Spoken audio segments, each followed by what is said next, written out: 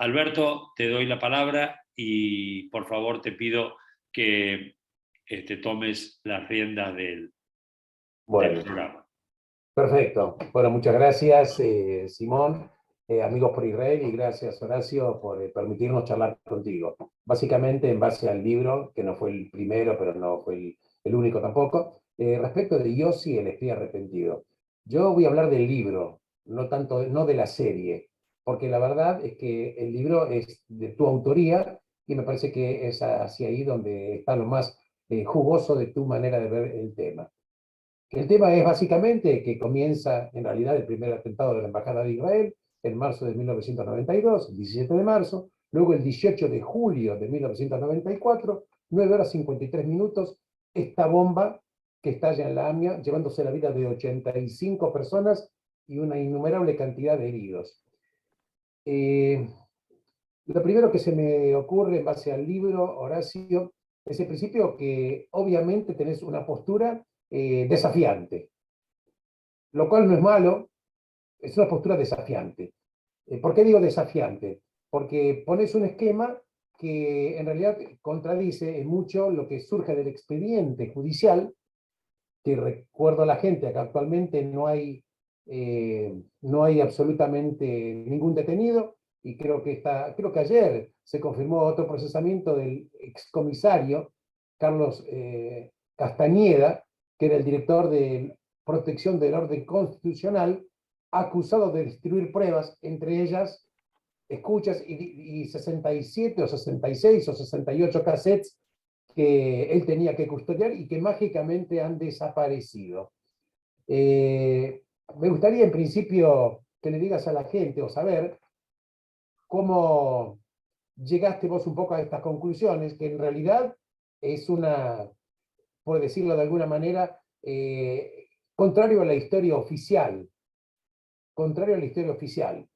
Sabemos que en la historia oficial primero estaba la instrucción del juez Galeano, que luego fue apartado, luego fue procesado, luego una cantidad de ribetes, testigos que fueron pagados con $400.000, el caso de Tejeldín, que luego esto fue recusado y en realidad preso no hay ninguno. Estamos esperando hace 28 años y me gustaría saber, o que le digas a la gente, esos testimonios que vos tenés en base a Yossi, para que la gente sepa, ese espía arrepentido que fue infiltrado por la Policía Federal en el año 1985 para penetrar organizaciones judías, por lo menos del libro surge que la preocupación en aquel momento del Servicio de Inteligencia de la Policía Federal era la preocupación de que Argentina fuera tomado en base a ese plan del nazi que ya había sido establecido Walter Beberage Allende, de que Argentina quería quedarse con la Patagonia y que se denominaba el Plan Andinia.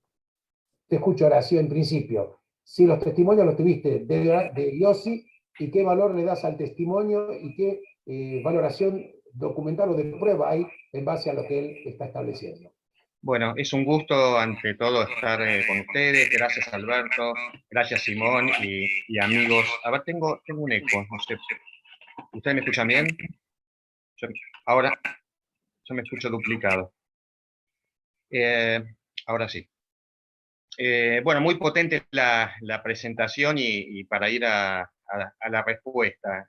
Primero me conmovió el pedazo de la serie que encontraron, que ahí está una primera clave de la pregunta. Kuznieka, Aarón, le dice a Yossi, alguien sabía, desaparecieron los policías que tenían que estar en la embajada. Bueno, yo les digo, amigos, les digo, Alberto, que la información que me fue suministrando a mí, a Miriam, a lo largo de los años, este ex agente de inteligencia que fue infiltrado en la comunidad judía durante más de 15 años, yo la venía, digamos, comprobando desde otro lado. ¿Por qué? Vamos al caso de embajada del 17 de marzo de 1992. Yo fui asesor de la Comisión de Juicio Político a la Corte Suprema Argentina por no haber investigado el atentado de la embajada. Entonces pude compulsar los expedientes y efectivamente, e incluso preparé parte de la acusación en lo que tenía que ver con las custodias policiales.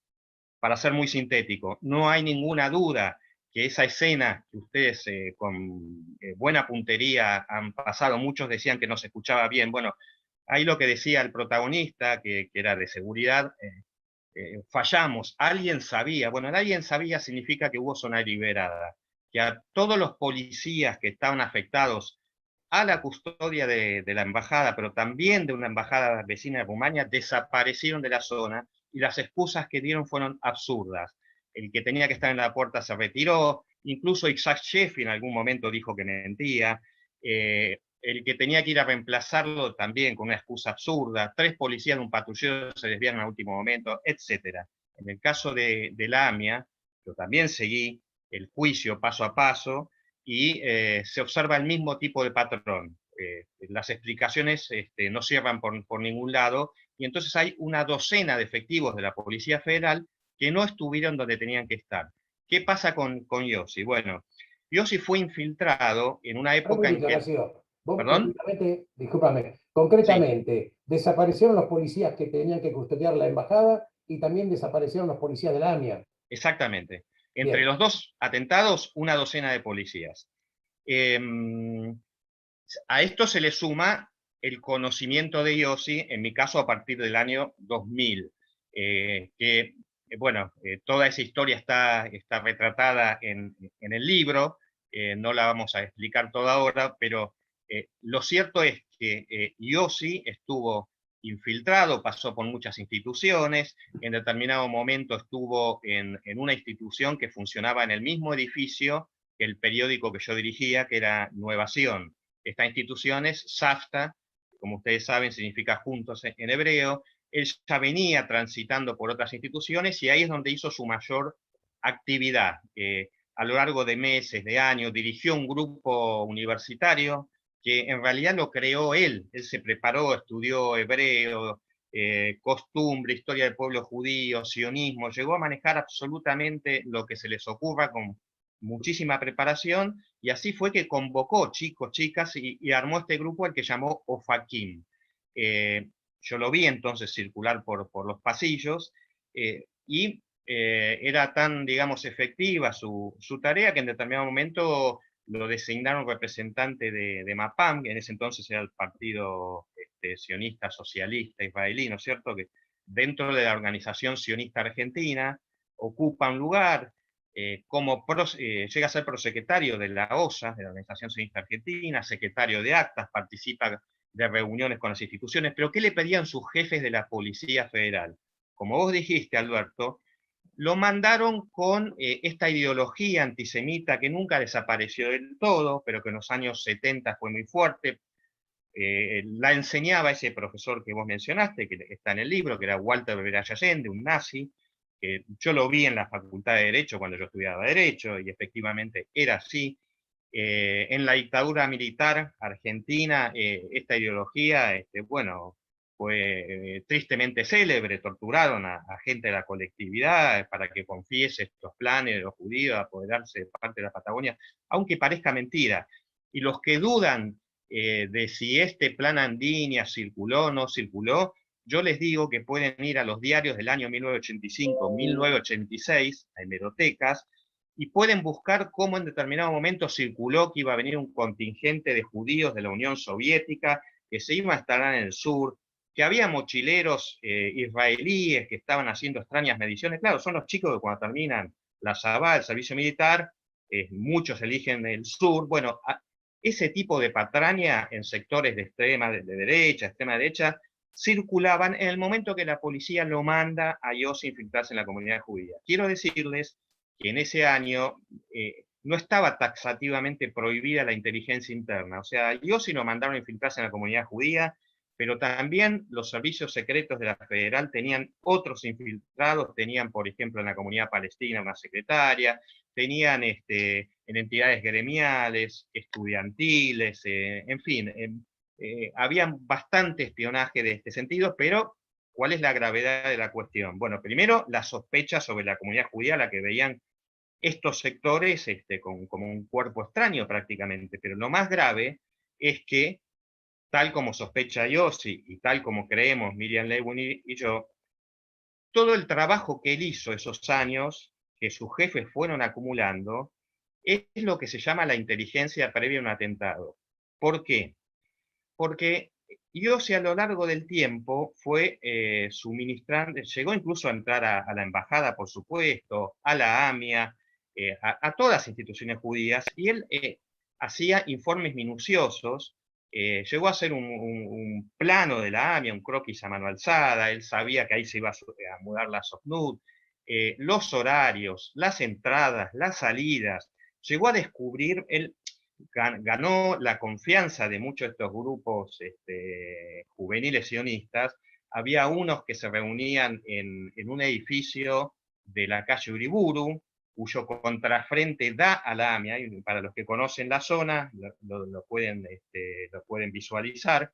Quiere decir que el contrafrente de AMIA daba a este edificio de Uriburu donde se reunían estos chicos. Bueno, yo sí llegó a tener la llave del lugar, y preparaba el café, entraba más temprano, y llegó a descubrir que había una puertita que conectaba los dos edificios, y él entró una noche a la AMIA por esa puerta y llegó hasta el teatro de la AMIA. Bueno, les estoy poniendo ejemplos de las cosas que él a lo largo del tiempo fue informando a sus superiores. Y quiero decir que entre sus superiores, Alberto, estaba el comisario que ayer fue nuevamente condenado por destruir pruebas, el comisario Carlos Castañeda. O sea, los jefes de ellos, como el Fino Palacio fue otro de los jefes, que también estuvo procesado por encubrimiento.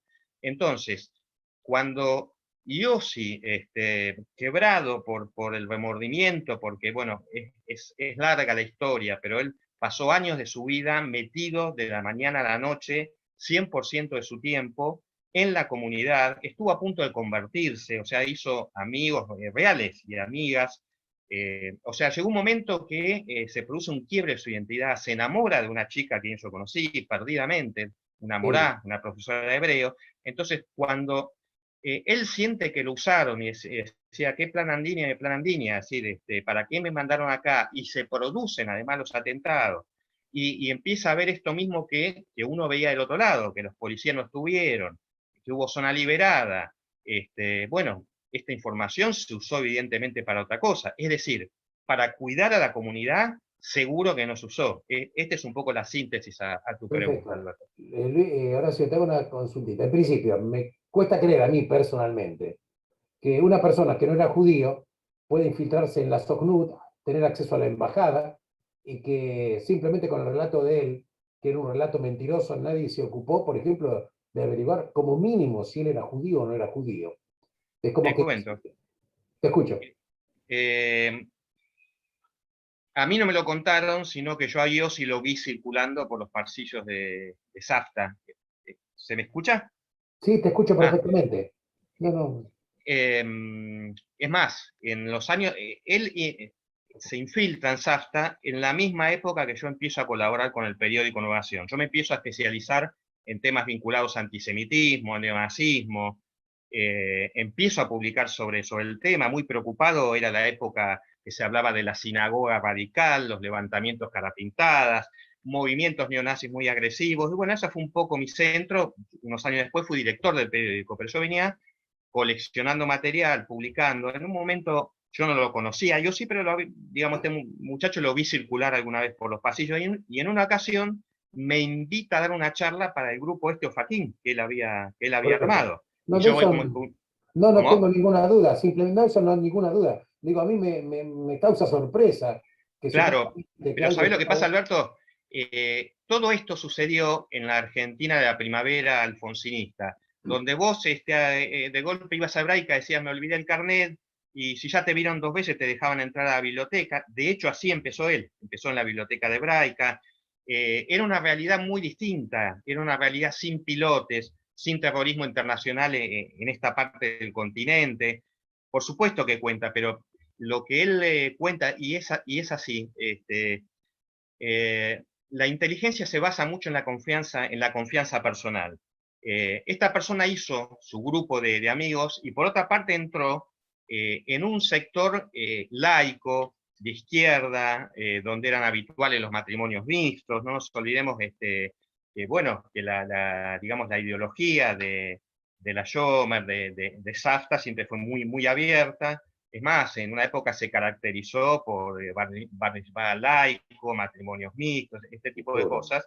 Entonces no se le pedía demasiadas explicaciones al que decía soy judío y quiero participar. Él armó una historia donde era hijo justamente de un matrimonio mixto y quería recuperar sus raíces y que su familia de Entre Ríos, de hecho era de ahí, o sea que tenía un cierto conocimiento de las colonias judías.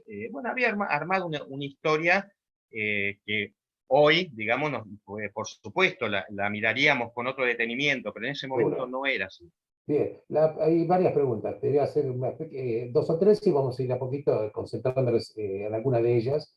En principio, en tu libro planteas el hecho de que, bueno, evidentemente, posiblemente no fue el único agente infiltrado, no solamente de la Policía Federal, sino que no, posiblemente hubieran habido infiltrados, no solo en la comunidad judía, pero básicamente en la comunidad judía, quizás por otros servicios de inteligencia pertenecientes a otra fuerza o a otras fuerzas, en principio. Segundo, vos planteás de que sin la tarea de ellos de inteligencia, el atentado no hubiera podido ser llevado a cabo por la minuciosidad de la información que él había brindado. Y en definitiva, que vos planteás de que eventualmente todo lo que está en el expediente es de alguna manera un poco muy controvertido, por decirlo de alguna manera, porque vos citás, por ejemplo, a un tal Nayib Haddad, que era el dueño del volquete que estuvo cerca del tema de Lamia, como poniendo en duda de que no hubo una camioneta que explotó y que hubiera habido otra realidad. En principio, el atentado fue llevado a cabo por la Policía Federal, no por la policía, sino algunos marginales que fueron contratados al respecto. ¿Hubo o no servicios de inteligencia del exterior? Vos, por ejemplo, planteás de que la pista siria fue dejada de lado, me estoy refiriendo a Alberto Canoredul, planteando de que, bueno, que esa pista no se investigó y que posiblemente no se investigó, pero también es cierto de que cuando hablamos de Irán y hablamos de Siria, de alguna manera están bastante relacionados, a punto tal de que Timerman se había entrevistado, cosa que fue denunciado por Pepe Eliachev, primero en Alepo, en Siria, y finalmente el memorándum de entendimiento se hizo en Addis Ababa, la capital de Etiopía. ¿Por qué te comento esto? Porque el que lee el libro parece ser de que en principio todo fue lo local y que los servicios del exterior o algunos países del exterior quisieron tapar el atentado, no quisieron investigar y que de alguna manera esto sirvió a intereses oscuros. No, te hago una aclaración y además yo tengo 2 libros más sobre el tema y uno posterior, La explosión, donde detallo esto que te voy a comentar. Sí. De ninguna manera excluyo la participación de Irán en ninguno de los 3 libros y además en innumerables notas, artículos e investigaciones. Lo que sucede, por supuesto que hay una complementación entre la pista iraní y la pista siria. Lo que sucede es que acá se eliminó la pata siria, la pista siria, y esto que muchas veces se lo ponía casi con sorna o como entre comillas, o como la idea de algún periodista trasnochado, ya no se puede discutir más, Alberto, porque lo ha tomado, primero, la sentencia del juicio por encubrimiento del año 2019, lamentablemente muy ocultada por los medios de comunicación, muy poco difundida, pero donde se condenó una vez más al juez de la causa, Galeano, pero también a los 2 fiscales que lo acompañaron, Mühlen y Barbacha, también a Castañeda, también estaba procesado Palacios, también el jefe de la CIDE, se le pagaron $400.000 a Tejelín para desviar la investigación. Y la sentencia lo dice ya no solo un periodista, se encubrió la pista siria, la que llevaba a Canoredul, a Nasif Haddad, por una cantidad de circunstancias. El atentado todo indica que fue lo que se llama un atentado llave en mano, donde hay un país que pone los recursos y hay elementos locales que son los que organizan por dinero y o por complicidad. ¿Quién era Nasif Haddad? Vos lo acabás de mencionar. Nasif Haddad era un personaje nacido en el sur del Líbano, que a los 30 y pico de años vino a la Argentina. Nació en la misma aldea del sur del Líbano donde vivió Fadlallah, el líder espiritual de Hezbollah, que además ha tenido comunicación con Rabani, que además juró vengar ciertos ataques de Israel, que además reivindicó indirectamente el atentado contra la embajada. Ese era Fadlallah, el vecino de Haddad, Nasif Haddad, que viene a la Argentina y tiene una empresa de volquetes, pero además tiene una empresa de minería. él se declara, está probado, no es que se declara, era minero, experto en explosivo, con compra de toneladas de explosivos. Bueno, ese señor, que además tenía motivos particulares para tener odio contra Israel, porque su aldea, Jain Ata, fue en determinado momento, en los años 70, motivo de una violenta represalia de Israel, que entró con los tanques cuando había intercambios y catiullas desde el sur del Líbano hacia Israel. Ese señor que proveía de volquetes a la AMIA no pudo justificar un montón de cosas, pero todo eso llevaba, junto con Kanor Edul, que era un sirio-libanés íntimo de la familia Menem, que pagó un departamento cuando Menem comenzaba su carrera. Todo eso que estoy diciendo está probado en distintos expedientes. Bueno, si se iba hacia ahí con la investigación, por un lado caía el gobierno de Menem, pero además se tocaba cierta problemática de geopolítica que en ese momento estaba vedado tocar. Entonces, el 1 de agosto del 94, es decir, y esto está, vuelvo a decir, ya en la sentencia del juicio por encubrimiento, que ya ahora lo tomó la Comisión Interamericana de Derechos Humanos. El 1 de agosto de 1994 bajó una orden de la Casa Rosada al juzgado de Galeano, que fue destituido y está condenado a prisión, vamos a ver si la cumple, de abandonar la llamada pista siria. Pista siria es, para simplificar, incluye todo lo que tiene que ver con local, con los policías federales, con este hombre que tenía una cantidad de explosivos que no pudo justificar. Había una orden de llevarlo preso y el 1 de agosto del 94 se convirtió en una invitación a declarar. Y por años no, estuvo prohibido, y hay montones de testigos que eso lo aseveran. Por eso, simplemente lo que hay son informes de inteligencia. Pero yo te pregunto, Alberto, vos conocés muchos casos en el mundo donde no se sepa nada de cómo se hizo realmente, quién a nivel local, cómo se hizo, cuáles fueron las casas seguras, dónde se consiguieron los explosivos. Es una vergüenza. No, de eso estoy y totalmente de acuerdo contigo, esto no hay ninguna duda. Lo que digo es lo siguiente, vos en el libro haces una manifestación muy fuerte, y le digo porque está escrito por vos, en el sentido de que hubo una intencionalidad política por ciertos dirigentes de la comunidad judía, además por lobbies de otros países que detuvieron o encubrieron la investigación porque les servía a objetivos geopolíticos que no querían ser develados. ¿Cómo es esto? Para que la gente... Bueno, para que se entienda, a ver cómo lo sintetizamos, porque tengo todo Vos un me libro captaste la pregunta posterior. perfectamente. ¿Cómo? Me captaste la pregunta. Sí. A ver, Menem asume el gobierno con una recaudación de más de 40 millones de dólares de países árabes que financiaron sus promesas. Él tenía un discurso antiimperialista, antisionista, prometió, tal como aseveró el ministro Cavallo en un libro que se llama El peso de la verdad, le había prometido el misil Cóndor a Gaddafi, había prometido implementos nucleares a Siria y a Irán. En fin, iba a ser el representante de la patria árabe en el sur del continente americano. Ni bien asume, hace exactamente lo contrario, presionado por Estados Unidos y por Israel, da una vuelta en el aire de 180 grados, anuncia el fin del plan Cóndor por cadena nacional. El primer país que visita es Israel. Siria le prohíbe pisar el país de sus ancestros y visitar Yabrut, entonces tiene que ir a Yemen, vuelve acá y hace un acto en la AMIA en noviembre de 1991, se proclama como mensajero de la paz, lo empiezan a ver como traidor, pero él es digamos, el único mandatario que envía naves al Golfo, se producen lo que se llamaron las relaciones carnales con Estados Unidos y él pasa a ser el más importante seguidor de la política de Estados Unidos en todo el continente. Hubo una pulseada y Menem abandona todas las promesas y se convierte en un traidor. Durante 3 años no le dejan pisar Siria. Al-Qasar, el narcoterrorista, está preso ahora cumpliendo más de 20 años de prisión. En ese momento, ¿se acuerdan que entraba a la Casa Rosada? Sacó sus documentos y su pasaporte con la cuñada de Menem, que era Mirayoma, que era afiliada al partido Ba'ath sirio. Entonces, la cuñada de Menem era la garante con Assad, con Hafez el-Assad, de que él supuestamente iba a cumplir esas promesas. Sin embargo, ese pacto se rompió violentamente en base a una pulseada donde él se puso del lado de Estados Unidos y de Israel. Alcazar declaró públicamente que era un traidor. Y las promesas incumplidas en la mafia se pagan. Menem pasó a ser un aliado, no podía dejarse caer. Avirán dijo más de una vez, nosotros sabemos quiénes fueron, ya dimos cuenta de ellos.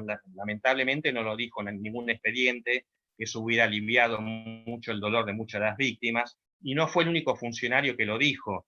Pero ciertas cuestiones de geopolítica hacen que no hubiese un interés en un expediente del sur del continente americano. De hecho, yo compulsé la causa embajada, no me guío por lo que dicen los diarios, fui asesor ad honorem de la comisión y me encontré con una carta de felicitación del embajador Avirán a la corte, cuando en 2 años, esa corte, la corte menemista, no había hecho pero la más mínima indagación para saber qué es lo que había pasado. Ni siquiera había llamado en 1 año y medio a los policías que se fueron, ¿me explico? Entonces Correcto, el correcto. que ve eso no puede pensar otra cosa, y hay muchos más elementos. O sea, había en ese momento la necesidad de avanzar en negociaciones de la paz con Siria. Bueno, es un cúmulo de razones. El que le interese profundizar, tengo un libro que se llama La explosión, que se dedica a eso, que es del Correcto. año En tu opinión, 2017. vos, por ejemplo, haces una manifestación muy expresa de que incluso el mismo gobierno de Israel estaba muy interesado en que no se siga investigando. ¿Por qué lo expresás de esa manera o qué opinas al respecto? No, vuelvo a decir, es por lo que te comentaba recién. Y además, por otra cuestión que tiene que ver con lo que sucedía en la Argentina, en Buenos Aires, entre 1991 y 1995, que era un operativo de tráfico de armas en el cual participaba Menem, que tenía que ver con la disgregación de Yugoslavia. Porque no nos olvidemos que en Argentina hubo un atentado en 1992, un atentado en 1994, pero hubo otro atentado en 1995, que fue la voladura de la fábrica militar de Río Tercero. Y en los 3 atentados hubo ciertos personajes, como un director de fabricaciones militares que estaba involucrado en el contrabando de armas, que estaba involucrado con Haddad y Canoredul. En fin, hay una cantidad de lazos entre todo esto que, bueno, que en ese momento no se podía investigar. Ese operativo interesaba a Estados Unidos porque tenía que ver con el fin de la Unión Soviética. Fue la guerra de los Balcanes, donde desde Argentina había una triangulación. En ese momento no se sabía, se probó después. Menem incluso terminó preso unos años después, por un poco tiempo, pero en aquella época estaba todo en las sombras. Y esa es la geopolítica internacional, y no es la primera vez que sucede, Alberto. Escuchaste hablar del Irán-Contras, por ejemplo, ¿no? Sí, claro, Uno no dice, para menos. ¿cómo se le vendían armas a Irán? Sí, se hizo después de la Revolución Islámica también. Y ahí participaron estadounidenses, argentinos, israelíes. Bueno, porque a veces yo puedo estar de acuerdo o en desacuerdo, no importa mi opinión, pero a veces hay otros intereses geopolíticos, en guerras, bueno, en cuestiones que se ponen a un nivel que está por encima de esclarecer cierto hecho criminal. Y son No, sin cuestiones que duda. desgraciadamente pasan. Incluso que vos habías planteado, creo que no en la entrevista, de que cuando fue la guerra de los Balcanes, tema que conozco porque fui corresponsal de guerra ahí un tiempo, No, pero eh, primero me estoy escuchando un poquito.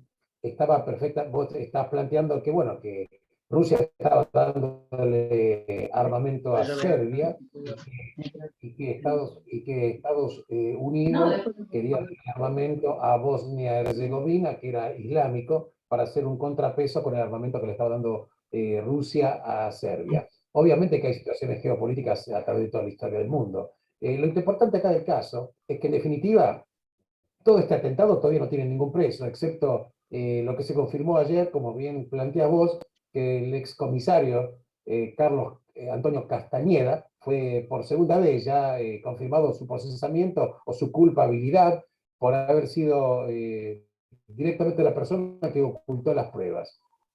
Absoluta y totalmente. Es fuerte tu libro cuando vos planteas también de que cierta parte de la dirigencia cubrir el atentado. Y eso es lo que un poco la gente, o como lector, la gente se puede un poco sorprender o le resulte chocante. ¿Cómo puede ser que los dirigentes de la comunidad iban a encubrir la investigación? Sí, es lo más fuerte. Yo comienzo un libro que se llama Brindando sobre los escombros, justamente diciendo que uno puede esperar que los criminales, los delincuentes desvíen la investigación o pongan bombas de humo. Eso es algo natural. Lo que resulta inadmisible, incomprensible en un principio, es que algunas personas que se autodenominan representantes de las víctimas se unan a los encubridores. Claro, es ciertamente fuerte, pero la tapa de ese libro, Alberto, tiene, por ejemplo, una condecoración, la foto de una condecoración donde hay 2 dirigentes comunitarios dándoles una plaqueta en homenaje a la investigación que hizo la Policía Federal. Y están brindando junto con un jefe de diócesis. Están brindando con el Fino Palacios, están brindando con otro representante de la misma división que ahora tuvo un condenado, con 3 altos comisarios de la Policía Federal, que tuvieran que ir al juicio oral a explicar por qué no estuvieron donde tenían que estar. Eso es una muestra inentendible de apoyo moral, salvo que pensemos que es gente que no tiene el mismo criterio y que todo es cuestión de mala praxis. Podría ser, pero la realidad es que hubo muchos otros hechos, y fue por ese motivo que un expresidente de Daya estuvo procesado en el mismo juicio donde estuvo procesado Galeano. ¿Y por qué? Porque los fiscales dijeron, y no solo los fiscales, familiares de las víctimas, la querella de memoria activa, la querella 18J, otros grupos de familiares, dijeron que nada de eso hubiera sido posible sin el apoyo que le dio, por ejemplo, el ex titular de la DAIA, que se demostró que participó de las negociaciones previas al pago de Tejeldín. Incluso hubo testigos que lo ubicaron en el juzgado de Galeano, viendo un video de cómo se desarrollaba la negociación que terminó con el pago de una coima de $400.000 para comprarle una declaración a este señor, con la cual se desvió la investigación 10 años, fueron 10 años perdidos. Demasiado incompetente, o yo creo que no, hay motivos para pensar que, vaya a saber por qué, se prestaron, pero además ellos actuaban junto con la CIDE, con el juzgado de Galeano. Habría que hablar con digamos, estas agrupaciones de familiares que realmente se consideran traicionadas, y yo le creo más a esos familiares. ¿Qué opinión te merece las manifestaciones que en su momento el ya fallecido ex canciller argentino Timerman, cuando alguna persona lo encaró respecto del memorándum de entendimiento con Irán, que él en principio ocultaba las reuniones, y él contesta, y esto salió publicado en algunos medios, dice, y bueno, ¿con quién querés que negocie si no es con Irán? ¿Con quién querés que negocie? Como implícitamente dando a entender de que, según Timerman, Irán era el responsable del atentado. Me gustaría saber tu opinión. Es que, a ver, yo también pienso que está Irán detrás del atentado. Creo que hay, pero no por los elementos que están en la causa, te vuelvo a decir, la causa es una barbaridad desde la foja 1. Y cuando digo la foja 1 es textual, la foja 1 la hizo el comisario Castañeda. Y si vos tenés el libro, yo reproduje una de las páginas del sumario de Castañeda, que el hombre, digamos, a minutos del atentado, va hacia la AMIA y dice, por lo que puedo recordar, era un edificio de así, porque no hay nada, porque hay escombros, y lo describe como si fuera una foto, o sea, como alguien que estuvo espiando y que estuvo recibiendo información, claro, si era uno de los jefes de IOSI. Así empieza la causa AMIA. La causa AMIA es una porquería a nivel, y esto lo digo también como abogado que nunca dejó de ejercer, y como periodista. Entonces, las conclusiones a las cuales yo llego, de que sí está Irán atrás del atentado, no es por lo que está adentro, sino es más bien por lo que está afuera. Pero yo no tengo, digamos, mi íntima convicción es que absolutamente Irán es el autor mediato, pero el autor mediato, los que hicieron el atentado, vuelvo a decir, no sé si todavía están entre nosotros, pero son esencialmente argentinos. Correcto, la ejecución material del atentado. Sí, claro. Es correcto. Es importante lo que vos planteás en un plano, de que en algún momento lo estableces, que obviamente había históricamente una situación antisemita en la República Argentina, por no decir nazi. Recordemos la Semana Trágica de enero de 1919, cuando hubo un pogrom contra los judíos en la avenida Corrientes entre Porredón y Callao, cuando los fachos de Manuel Rivadeneira Carles empezaron a saquear negocios y golpear y eventualmente atentar contra la vida de los judíos, sin olvidar también el enorme acto nazi que hubo en el Luna Park, a la cual en su momento asistió el gobernador de la provincia de Buenos Aires, y Y Roberto Noble. exactamente, Roberto Noble, que era en aquel momento era el ministro principal de la provincia de Buenos Aires, que luego finalmente establece Clarín y aparentemente algunos dicen que incluso le puso el nombre Clarín para Por Clarinada. pagar por Clarinada ese famoso pasquín nazi que había sido eliminado en ese momento de la República Argentina. La verdad que tenés una postura, por lo menos muy contestataria respecto del tema. En tu opinión, o digamos, en principio, ¿Yossi actualmente está en la República Argentina? Está alternativamente en la República Argentina, no, cuando está en la República Argentina está en algún lugar del interior bajo el programa de protección a testigos imputados. Él prestó una única declaración cuando yo personalmente, y porque estaba en riesgo su vida, lo llevé ante la Fiscalía, en ese entonces a cargo de Nisma, que no estaba en la Fiscalía, y bueno, sus empleados le tomaron una declaración que no fue dada en las mejores condiciones porque esta persona, bueno, había sido vulnerada su identidad, y todos sabemos que en los códigos corporativos quien se anima a declarar contra la fuerza es un traidor, y más con la implicancia de este tipo de casos. Entonces, él de pronto, bueno, después de estar horas, es larga la Seguro. historia, pero ahí la detallamos, bueno, termina declarando, pero nunca se profundizó, nunca se lo volvió a citar.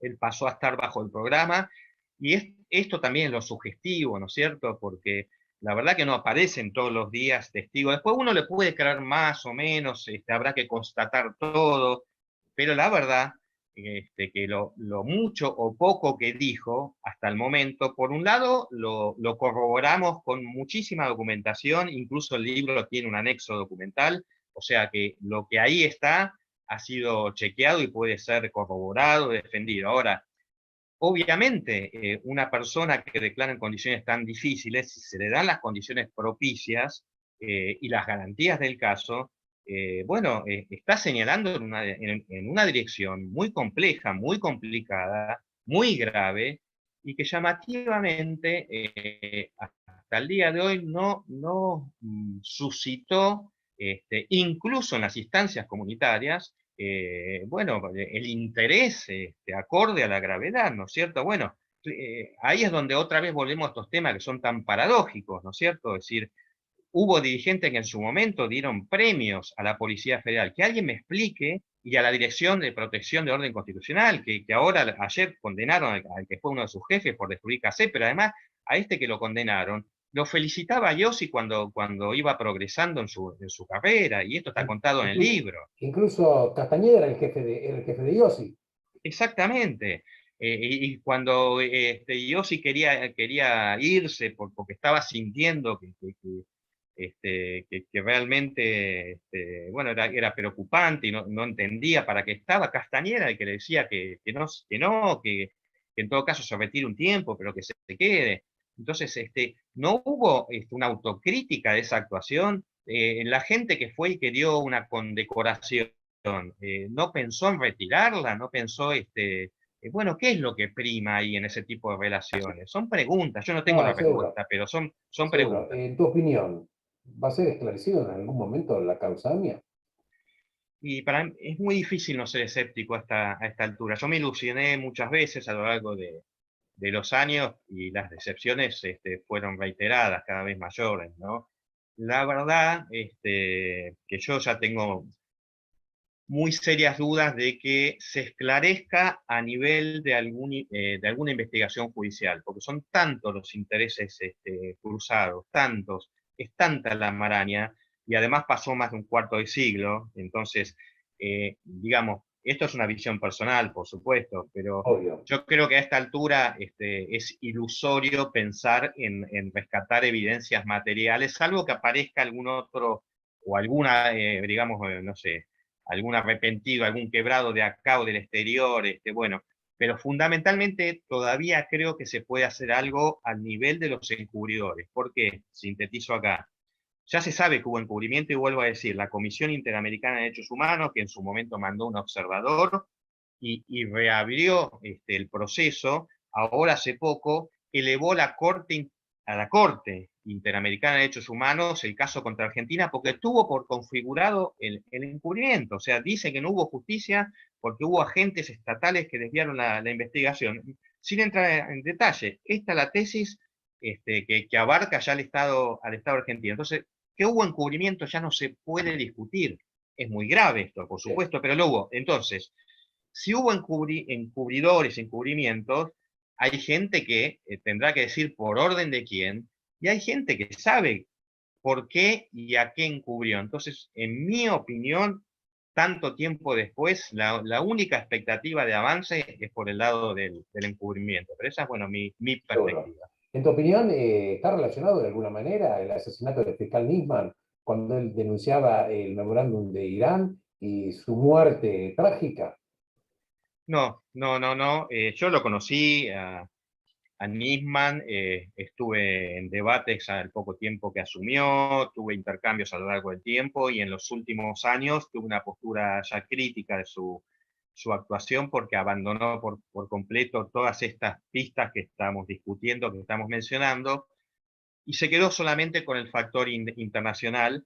Y según dijeron las distintas agrupaciones de víctimas, en los últimos años viajó mucho e investigó poco.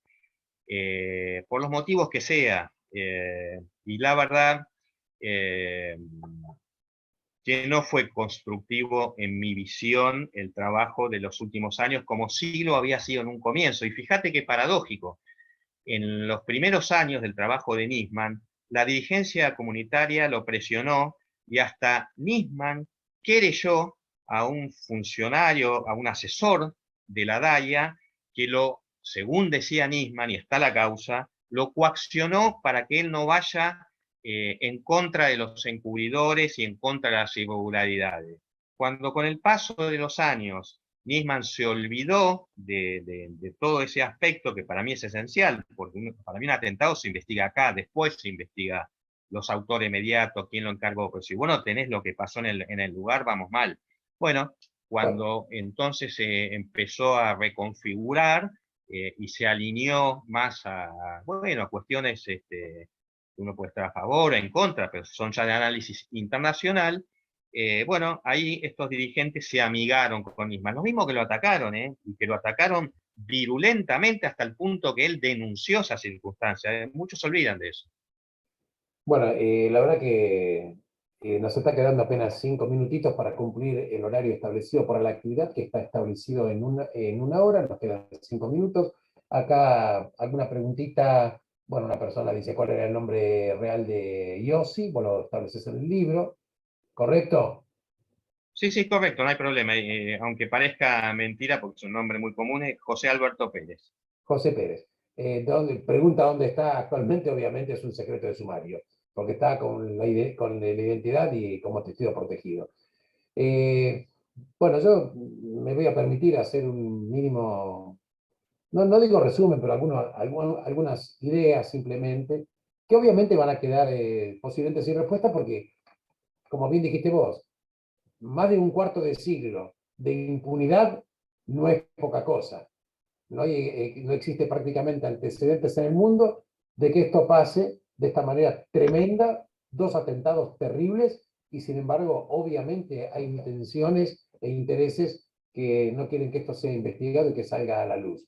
De todas maneras, hay que decir que por un lado tenemos el expediente judicial, que es gigantesco, y que no llegó realmente a ningún procesado, excepto el ex director del Departamento de Protección del Orden Constitucional, el ex comisario Carlos Castañeda, por haber sustraído pruebas que hubieran evidentemente establecido y haber servido eventualmente a la investigación. Lo concreto también quedan pistas sin saber por qué la CIDE, por ejemplo, no detuvo en su momento o no indagó en su momento a Moshe Rabani, a pesar de que él tenía estatus diplomático, por supuesto, pero dejó por lo menos, quedó un poquitito de lado. Yo creo que es un monumento a la impunidad, la causa AMIA, no cabe la menor duda. Es una vergüenza y un estigma que le queda a la sociedad argentina toda. Mejor dicho, no a la sociedad argentina toda, a los gobiernos que básicamente que estaban en el poder en aquel momento, y los sucesivos, porque la verdad, hoy la causa AMIA no es el interés de absolutamente ningún gobierno. Hoy estamos preocupados por otra cosa, pero no por traer justicia. Por eso, obviamente, el Talmud cuando dice tzedek, tzedek tirdo, justicia, justicia perseguirás, cuando dice perseguirás es porque no la conseguís, la tenés que buscar, esforzarte, seguir adelante y luchar. Y nosotros tenemos que seguir luchando y seguir manteniendo la llama, porque no tenemos que permitir que los demás cambien nuestro rostro. En consecuencia, tenemos la causa judicial, para algunos es un dogma de fe, es esa la verdad. Y por otro lado, bueno, hay sitios que hay dudas, policías que desaparecen, un helicóptero que está dando vuelta por Landia la noche anterior, se deja una pista sigue sin investigar, y obviamente también, se ascribe a esto. Lo que quiero decir, yo no voy a decir cuál es la verdad, porque la verdad que todavía no se sabe, pero lo que sí que es el monumento a la impunidad, no me cabe absoluta ni totalmente la menor duda. Así que no sé, vos ahora, Simón, si querés agregar algo, yo sé que estás con tu temita de salud.